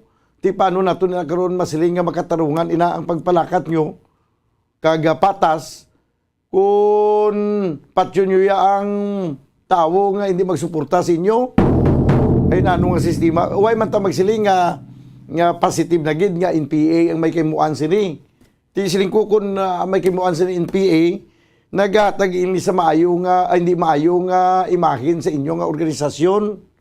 Kung magsigi-sigi ka mo sang obra ka ngay sini, mag-abot ang tiyempo nga wala na si may mag-suporta sa inyo. Subo may ara pa pila ka mga nag-suporta. May magkala-recruit pa kamo. Mag-abot ang tiyempo, maamat-amat na lang kamo ya pugday. Kati kung gina-promote yung maayo nga pang-gobyerno, ti paano na maayo nga pang-gobyerno nga pilitay gali yung opisyon nyo? Sige, punto la una ang oras dili sa ito na pagpakalagad sa palatuntunan Bombo Hanay Saudto.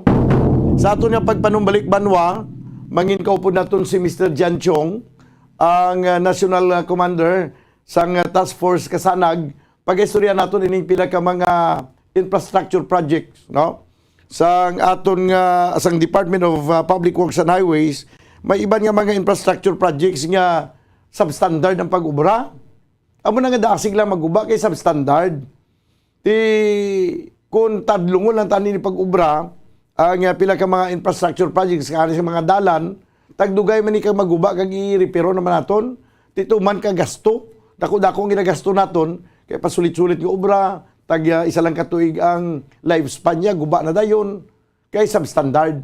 Ti paano man abi hindi mag-substandard kung ang ganansya sang kontraktor na buhina na. Kaya may ara na nga daan SOP. May ara na nga daan nga kickbacks nga ginatag sa kung sino itong mga opisyal. Tapos ginapasubcontract pa ini. Ti ang subcontractor maganansya, ang kontraktor maganansya man.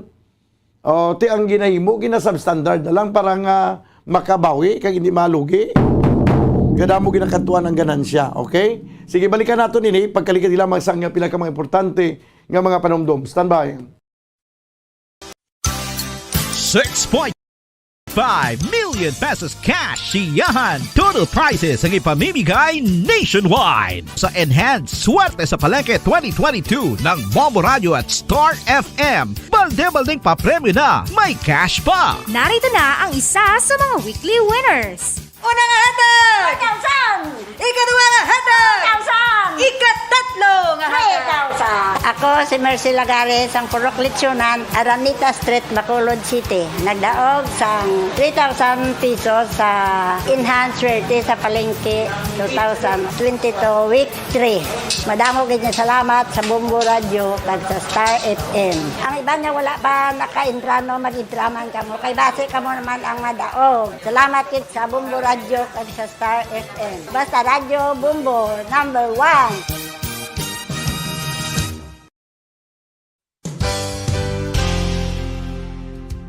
Nakahibalo-bala kamo nga ang makitaan nga dako nga konkreto nga simbahan sa sudad sang Sinai, probinsya sang Negros Occidental nga San Diego Pro Cathedral ang nahuman pagid lamang sadto sa kawayan ni pa Kugon kag Amakan. Mga 246 na katuig ang nakaligan. Tuig 1736 sang gintukod ang parish sang Banwa pa lamang sadto nga sila ay kag nagpatukod ini sang pinakauna man nga simbahan nga nahuman lamang sa light materials. Sa pagbulig sang administrasyon sa Pungko Santo nga Gobernador Silio nga si Alejo Severino kag sang pinakauna nga pari sa lugar nga si Padre Alijo Ignacio D. Molinas nga taga Pungsod, Espanya. Ginhingadlan ang simbahan nga San Diego Parish Church sunod sa ngalan santo sa patron sini nga si San Diego de Alcala nga isa ka Franciscan saint.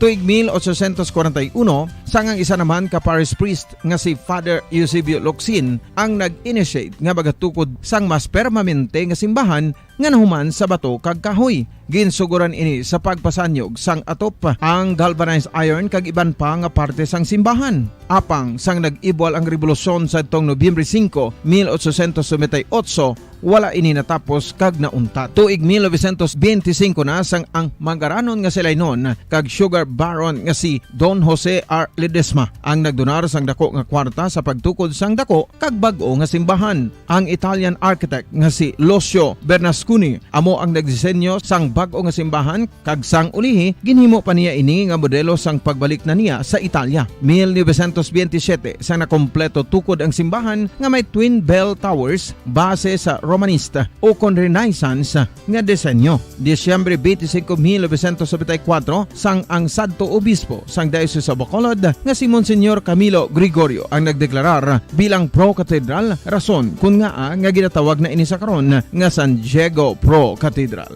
The only Catholic Church to be declared as Pro Cathedral in the Philippines.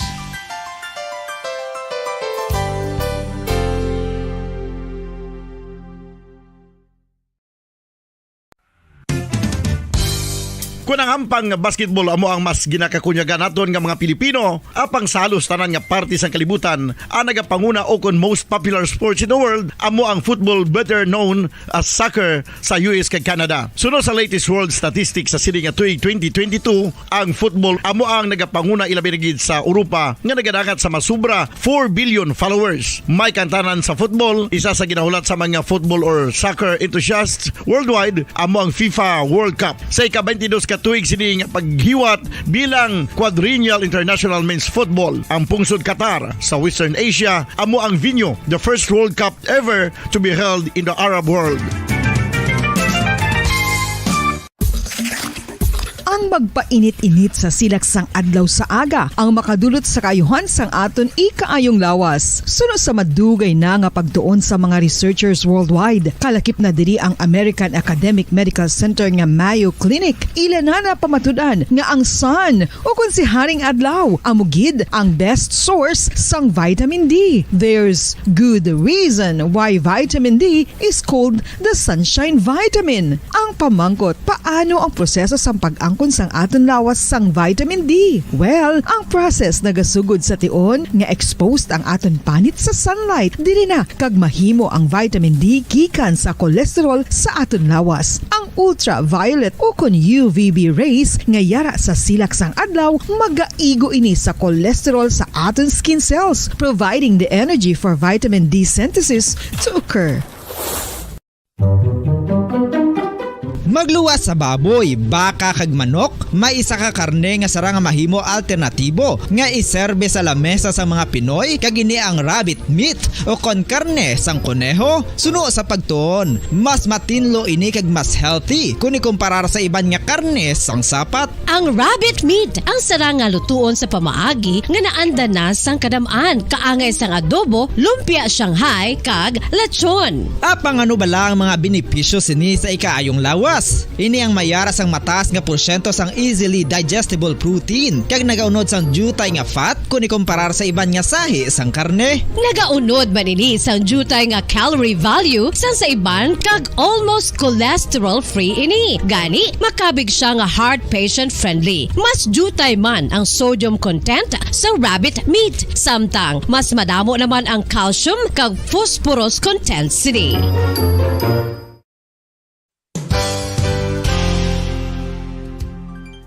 Nakaibalo-bala kamo nga ang bantugon nga simbahan sa Banwa sa Valladolid diri sa probinsya sa Negros Occidental nga ang Our Lady of Guadalupe ukon ang Nuestra Señora de Guadalupe ang mas magulang pa diin ang edad sini kung ikumparar sa amo nga banwa. Tuig 1852 sa gintukod ang kumbento kag simbahan sang Nuestra Señora de Guadalupe, walo ka tuig antes pa man natukod nga mangin isa na kabanwa ang inubayan ang ngalan ukon pagtawag sadto sang Valladolid sang tuig 1860 sa sur nga bahin sang probinsya. Ang simbahan ang gintukod sa mga Recollect missionaries tubtub nga ginpatahong pagid ini kag ginpadako sa tong 1877 nga may baroque style nga fasad kag basic nave o kon central part sang simbahan sa pagpamuno ni Recollect priest nga si Father Carlos Ubida. Ang matahom na nga kumbento kag simbahan ang natapos antes pa man nagsugod ang pag-ibwal sang Philippine Revolution sa tong tuig 1897.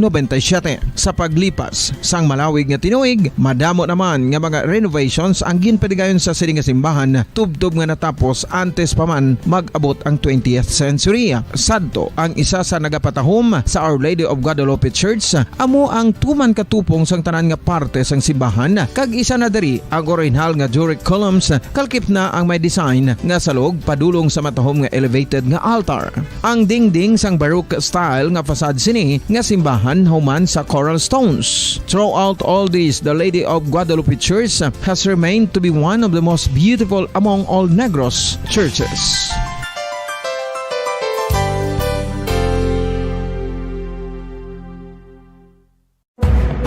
Madamos ang sahi sa pagpamasahe kag isa na diri ang foot massage. Magluwas sa relaxing feeling nga mahatag sini, nakaibalo-bala kamo. Nga madamo man ini sa benepisyo.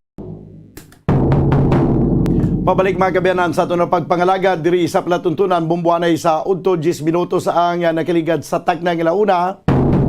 Sa piyakalinya, kaupo na naton ang National Commander kag founder sang Task Force Kasanag, Mr. Jan Chong. Sir, mayong hapon. Yes sir, mayong hapon sir, no? Sa tanan nga listeners sang Bombo Radio, sa madabutan nga programa mo sir, mayong hapon gid sa tanan-tanan. Aha. Ang pila ka mga complaint nga gina-forward mo sa Office of the Ombudsman, ilabi na gid ang ining sabahin sa mga ginaligar nga mga substandard nga mga obra sang DPWH. Sa report nga nabato namon diri, daw gin-forward sang Ombudsman sa kuwa daw ang kuha mag-conduct sang investigation. Sir, ano ka matod ini? Yes sir, ari na subong ang isa ka ginkuha naton sa Commission on Audit, no? nag-conduct na investigation ng Commission on Audit nationwide. Gintagaan na lang ang tanan ng mga concerned mga personnel sa DPWH within 20 days nga ma-comply nila ang answer nila. Okay. So ginumpisa na sa investigation kag kita mismo nagbisita man sa Office of the Ombudsman kag nagpadala man sa mga fact finding ang Office of the Ombudsman in collaboration sa Commission on Audit para ma-determine ang mga gina-consider naton nga mga fake materials naging gabit sa mga contractors. Pag substandard for short. So amat-amat na sir nga magwa ang kamaturan sini kag mabalaan ta kung diin ginagkadto ang pinakadako nga budget nga nag-abot sa 50 billion para sa slope protection program sa gobyerno nga waay na usar sa eksakto kay will in fact last week sir ginisitahan nato na ini nga mga projects mga ubos kitanan wasak ini mga diri sa region sa Cordillera sa Benguet. Ang tanan nila nga considered nga project na slope protection program wasak tanan sir. So sayang lang ang kwarta nga 50 billion Kuba tanan sir may mga picture ako kag forward ko na natanan nga evidence sa ombudsman araman sa Commission on Audit. So bali salamat kita kay nangin mapag-on na ang mga ebidensya naton sir nga gin-file sa Office of the Ombudsman kag mismo sa Commission on Audit. Okay. But sige nun sir nga nakapakalabot ka sa Cordillera ang ini nga mga projects nga ginatumod mo sa dito niya nga mga projects? Yes sir sa Cordillera Autonomous Region In fact ang isa ka regional director sa Region 6 subong dito na hali dito na siya alin sa CAR para subong na-assign sa Region 6 kag siguro partly may ara man siya involved in sining investigation nga naton subong gina-consider naton ongoing sa Commission on Audit kay ti siya man during the time ang ang regional director dito sa CAR during sining mga project ni sa slope protection kag nationwide ni sir gimbisahan taman ang region 4E kag initaman sa suporta sa aton nga mga chapter sa international nagabulig sa ato ang Italy chapter ang parts ang US nga mga member naton nga nagabulig sa aton programa sa anti-corruption So ako nakalipay nga ang accommodation sa aton sang Commission on Audit kag sang Office of the Ombudsman makita taman siya ang ilang suporta kag pag-imbestigar nga wala man ta sang may nakita nga problema sa mga dokumento nga gina-forward naton Sir Daniel. So balik ini nga mga project nga ginatumod mo tanan ni daw ay gini mapuslan? Na-considered ko sir nga halos tanan na wala ang except siguro kung hindi mag-landslide Kaya ara ko siya gyapon pero kung mag-landslide hindi wala ginapuslan sir kay guba gitanan Kay ang ginabutang mo bla fake material you just imagine kung fake materials substandard hindi kidyo mapuslan Sir Daniel daw gingwa sina pinto mo lang ang gobyerno sang bakal ka sa mga sa mga wala siguro not necessarily siguro nga mga fake materials kundi substandard gid halimbawa ibis nga ang kabilya nga daw butkon kadagko ginimo lang ila siguro daw kumalagko kadagko. Yes sir kay ti ina nga mga project kalina sa China made in China gid sir made in China ti kabung naman ta kung ano ang kapasidad sa mga made in China material nga bisan sa mga material nga ni sa balay nato sa mga salakyan basta made in China questionable gid. So ang makita basta made in China bisan sa mga pisa nila sa salakyan basta made in China, laban-laban gini, ekspektaro mo, hindi gini magdugay. Sir, bisan bakal ka lang gumas ang salakyan mo nga made in China lang tawa mo, sir. Tiyan mo man na sa sining mga material nga gina-apply nila sa project sa slope protection nga naglabot niya, Sir Daniel, sa 50 billion ang ilang nagastos na dire, So, pero bakal lang nila. Ang lain pa niya, Sir Daniel, kay fake materials na, ang presyo mahal pa sa original.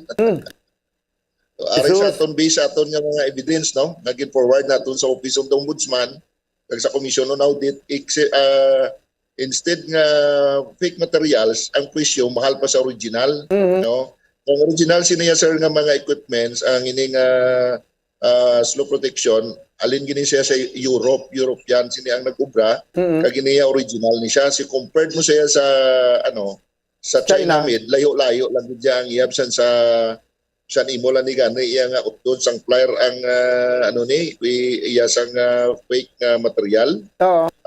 Dali lang mautod pero kung original gi siya nga alin sa Europe, i-testing mo siya, testingan namon nga i-cut sang flyer, hindi gi siya mautod.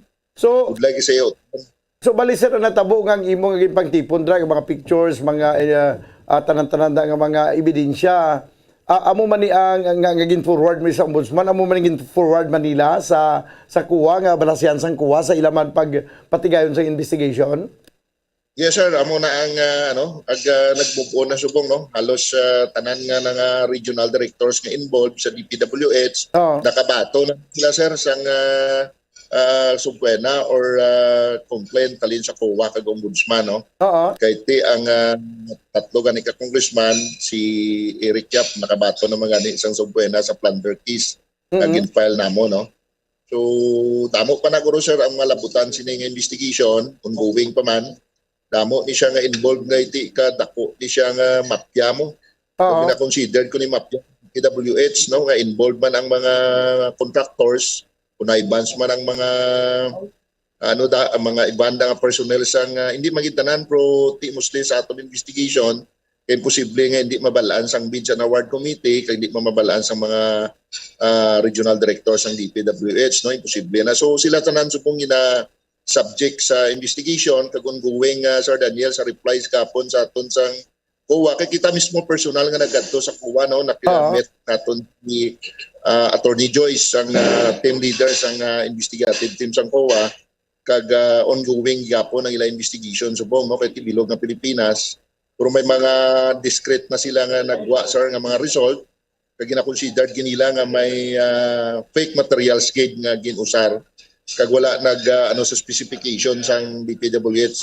So considered nga mafia sa DPWH ara gid sir.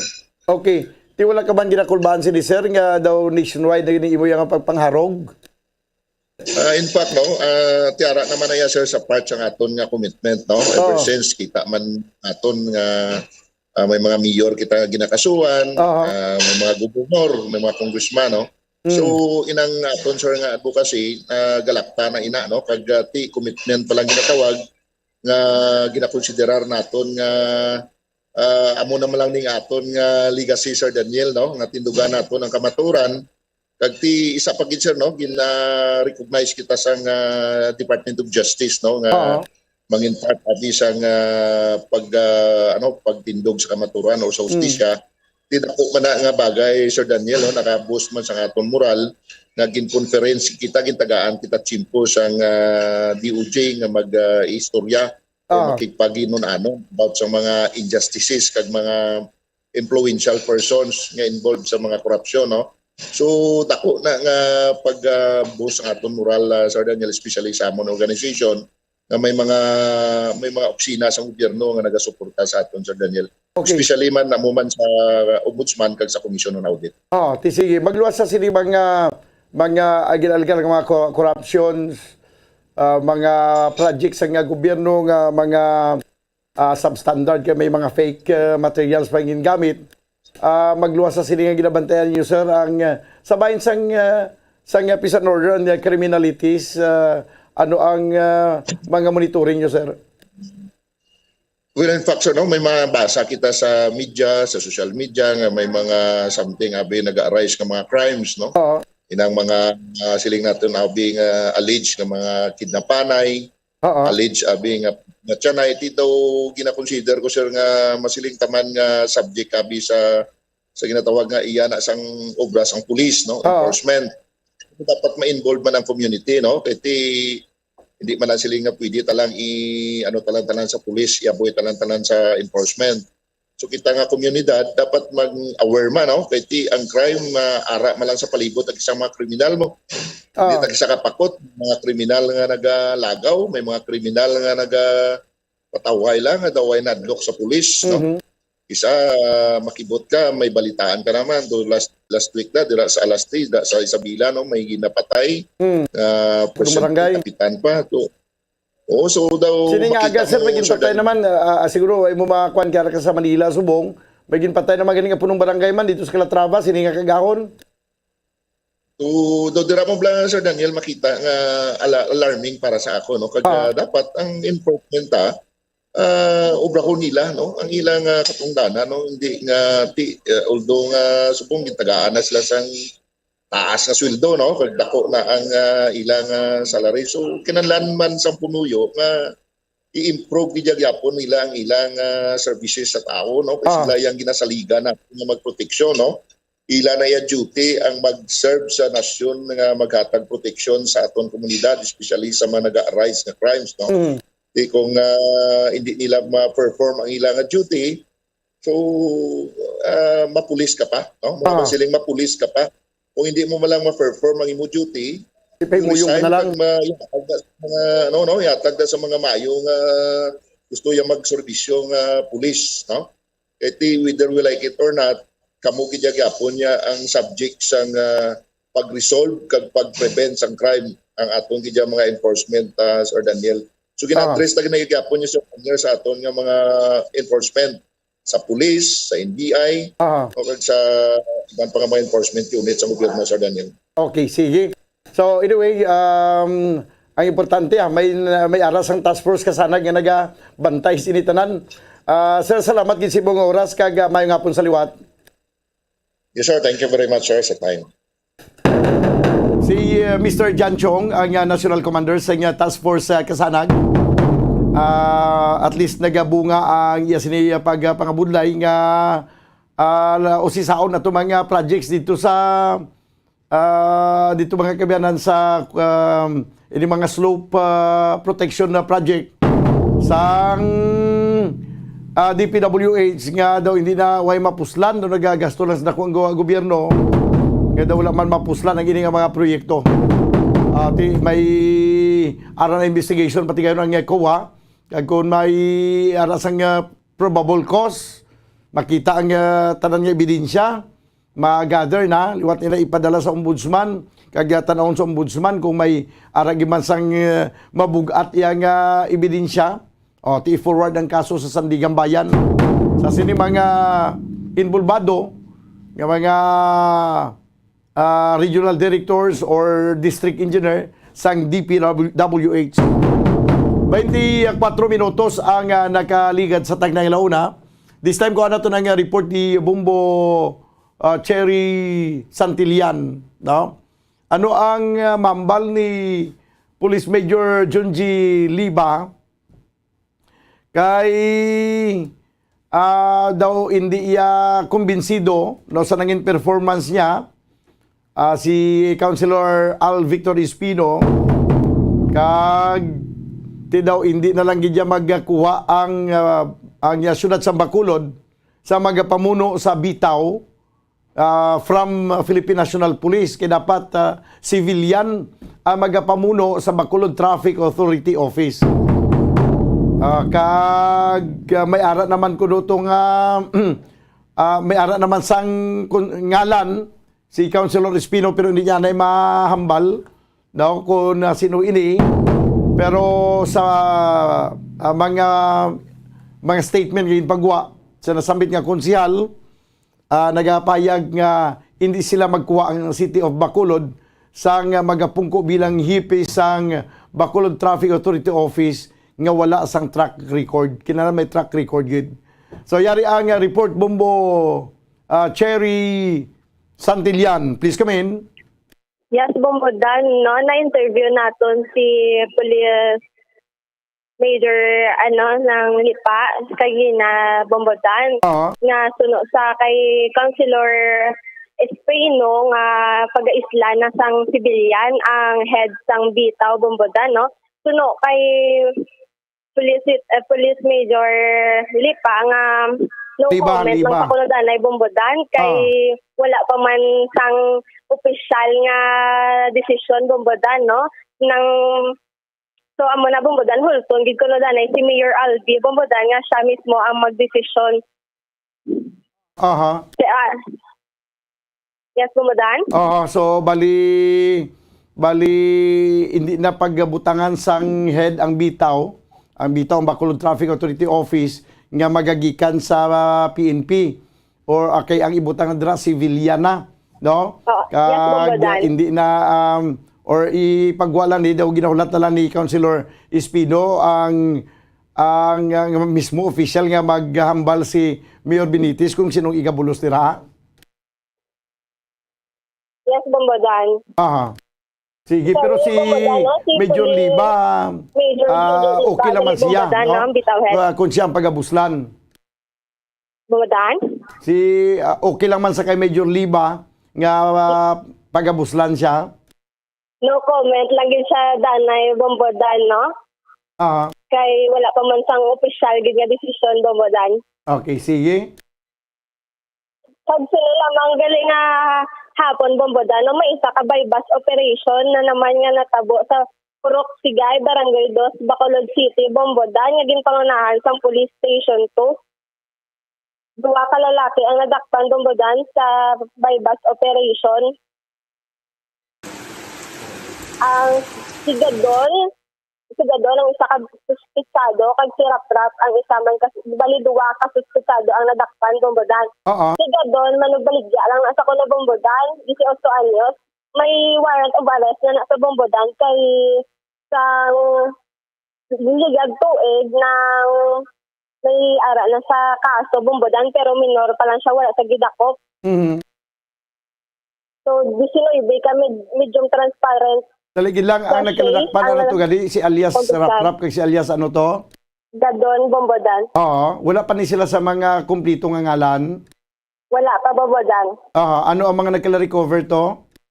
19 ka medium size na suspected siya, Bombodan. Duwa ka empty sachet, kag 500 by bus money. Sino sa kapulisan, Bombodan, ginabuluban ka, pulo ka gramo nga may SDP value 68,000, Bombodan. Okay. Yes, Bombodan. So ining duha karon padayon nga ginainterogar kag ara na karon sa paginakop sa police station number 2. Yes, Bombodan. Okay, sige. Kag nila mga balita gikan sa patrol, ako si Bombo Cherry Grace Santillan sa Pambansang Radyo ng Pilipinas. Consistent overall number 1 sa Bacolod. Basta radyo, Bombo. Salamat gid Bombo Cherry Santillan. Report gikan sa patrol di may ara sa gyapon sang mga drug by bust operation nga ginapatigayon banwa sa sinilang nga aga. Duha naman daw ka mga hubinon pa ni nga mga pamatanon, no? Ati hubinon ganito kundi mga pamatanon. Duha ka mga pamatanon ang nagkaladakpan sa siniging patigayon nga drug by bust operation. Sigihan nyo pa na sa mga wala madakpan, sigihan lang, no? Subong, Kalipay, Dason, Kasubo, no? Why ko sa may nakita nga nadakpan sa drug by bust operation nga nalipay, puro gidya Kasubo ang itsura nga makita naton sila. Lipay now, Subo later. Hindi pa ka mo mag-surrender. Di bala kamo sa kabuhi nyo. Mailang kon madakpan lang kamo. Basi bala kon sa matakaan na lang manog dakop kag ideklara na lang kamo blang nagbato haw. Kag kon budlay na kon ideklara nga nagbato kay ang resulta sina ang resulta sina mga kabenan tuyod tiil mo. Ayo. Ang resulta kuan amo nang ginasiling nga ending na sang kasaysayan si mo kabuhi dayon pro. Igo ka na lang dayon nga lamayan kung sa Tagalog pa. 30 minutos ang nakaligid sa tag na galauna. May katapusan pang report si Bombo Gracelyn Lubaton. Assessment sa Vallacar Transit. Ang Vallacar Transit nga mo nang nagapadalagan sa mga series bus, series liner, may kanta na sa pagbukas ang klase. Daw nga sunod mga kabenan sa management sa Vallacar Transit nga hindi ka masyado kagutok ang pasahero, kag manageable ang mga pasahero. sa pagbukas gid sang klase sumugod sang Lunes tubtob sa sining adlaw sang Biyernes. Sa piyang kalinya, Bombo Gracelyn Lubaton, please come in. Mamo Dan, so unlike sa atong mga jeepney, mga tricycle, mga gan may pagiging vehicle, no? Ang Ceres Bus, Bayaka Transit Corporated, Bombo Dan, wala sang problema sa ilang nga biyahe sa first 5 days opening of the class school year 2022-2023 Bombo Dan. So ang aton sini nga mga pasahero nga nag-go in, go out diri sa syudad sa Bacolod halin sa sur kag sa norte nga bahin sa probinsya, ang matawhay lang, no? So, bantayan tani sa dason nga si Mana Abe, kay subong mamodan, wala pa man gid nagdugang unit ang Ceres, no? Ceres Bus or VTI, kag ang ila sining nga schedule amo man lang sa gihapon. Okay. So, magiging pamangkot naman si Ma'am Jade Ceballos, ang spokesperson sa Bayaka Transit Corporated, kung may mga reklamo man sila nga nabatian sa mga pasahero, kay usually mamodan ang mga pasahero daan kung magklase na ginusok inaya sa Ceres Bus. So, inobserbahan, tagin na sa naligad na may mga face-to-face class so wala before pa ang pandemic. Kag, isa na sa mga reason man nga lapit sila siya, no? Bus. Isubong, wala man ko, no, kay blended pa man lang sa mga college students, mga twice a week sila click anay, no? Especially yung mga nag-eskwela dito sa Bacolod City. Pero sa karon Bobodan, bantayan ta kay normal man lang kuno according kay Ma'am J. Ceballos kada Friday or Saturday na magdamo ang ila sini nga pasahero. Susubong ang ila sini nga pag alagad sa aton nga mga public or commuters Bobodan. Okay man, wala man sang problema, wala man sang paginutok kag remind sa gihapon ang pag-practice sa minimum health protocol at isar pa ka naghalog na kita sa COVID-19. So, ang pangabay lang, no, sa aton sining spokesperson na Bobodan ang mga estudyante o kung mga pasahero, no, hindi lang ginagamo, for example, sabok gindi ang pagginuto. Kasi syempre, damo man sa gihapon sa units, no, ang Ceres Bus. Kagyan subong hindi pagid naton mahambal kung madugang sila kay ma-cater pa man, no, ang ining mga pasahero na nagagikan sa sur kag norte nga bahin sa probinsya. Sumulan, pamatian ta bala ayag ni Ma'am Jade Ceballos. Actually, sa subong niya, ang regular gyapon ang biyahe daw, although hindi pa kami fully operational, no. Pero na-cater taman ang kinahanglan sa aton mga pinalangga mga pasahero kay sa subong dito pa magid masiling nga dako gid ang volume sang estudyante kay may ara man nga nga klase nga online. So blended pa man subong ang klase. So may ara yang sininga week makadto sa eskwelahan, face to face pagkadason niya hindi naman. So okay lang so far, wala problema. Wala man nang naginutok. Wala man. Ang usual talang kuntig pala uli mga Saturday sang Biyernes ang hapon or Saturday or ang pagbalik naman amon ang usual nga gyapon sa terminal. So expected ta naman na siya. Oo, okay. So mami ara sa mga pagbag-o or reminders sa aton sa mga estudyante kay bag-o lang sa nagbalik gid sa biyahe, no, sa Ceres.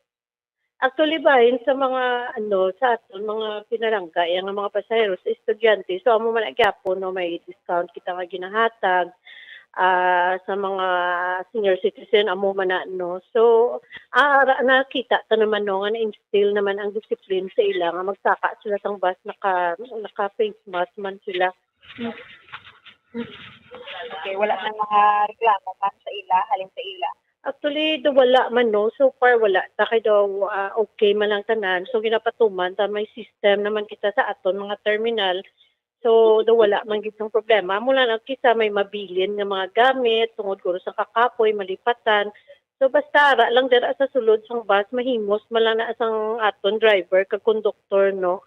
So mabalik ta ginaya unless kung may magkuha nga lain bala. So bahin sa mga mo nga bagay mapasiguro taman nga basta ara lang sa sulod sang bus makita ta ginabalik kina siya.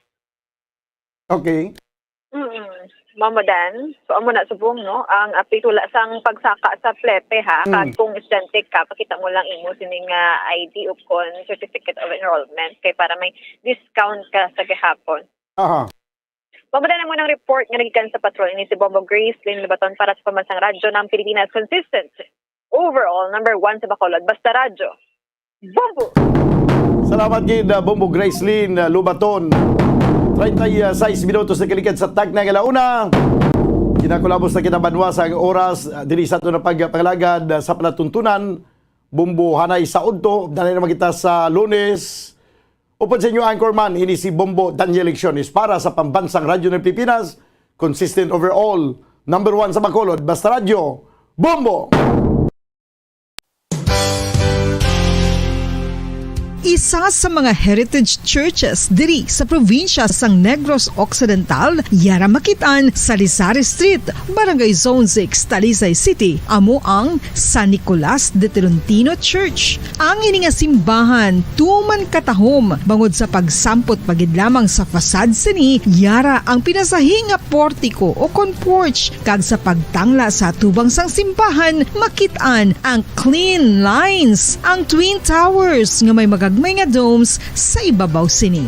Sa pagsulod sa simbahan, mapawaw ka sa disenyo. Tastefully designed and preserved, the church's interiors have avoided the catastrophic fate of misguided renovations. Sa pagpadulong amat-amat pakadto sa altar, magatampad naman sa imo ang mahogany colored altar nga gindekorahan sang gilt curvings nga amo ang ginabutangan sa tunga sang santo patron sang simbahan nga amo si San Nicolas de Tolentino, isa ka Italian saint kag mystic. Sa wala kag tuo, yara ang imahe ni San Ezekiel Moreno kag San Rafael, kag sa ibabaw yara si Jesucristo. Samtang makitaan ang kapinasahi sang pattern sang salog sang San Nicolas de Tolentino sa Talisay, bangod sa design nga checkerboard nga itom kag puti nga kunlantawon may pleasing contrast sa dingding sang simbahan. Makitaan man ang rows of iron chandeliers nga madamo nga nagalinyada sa atop sang simbahan nga nagahatag sang kasanag sa palibot,